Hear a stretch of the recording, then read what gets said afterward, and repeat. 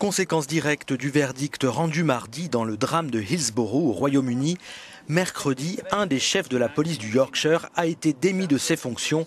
Il venait de présenter ses excuses. Une deuxième victoire pour les familles des 96 supporters de Liverpool morts écrasés lors d'un match de football en 1989.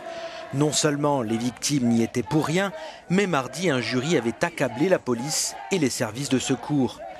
Peu avant la suspension du policier, la ministre de l'Intérieur avait été très ferme.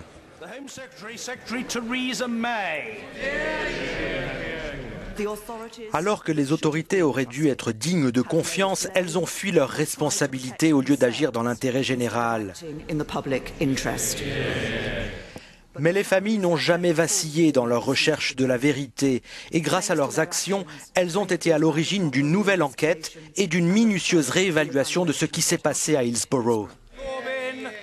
Le Premier ministre lui-même a dénoncé les errements d'une enquête trop longue, une enquête dont les derniers développements pourraient donc conduire à l'inculpation des policiers mis en cause.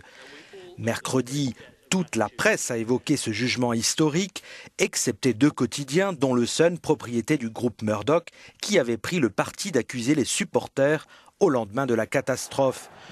Le 15 avril 1989, 94 personnes avaient péri dans une tribune dont l'accès avait été autorisé par la police alors qu'elle était bondée. 2 autres victimes étaient mortes plus tard, des suites de leurs blessures.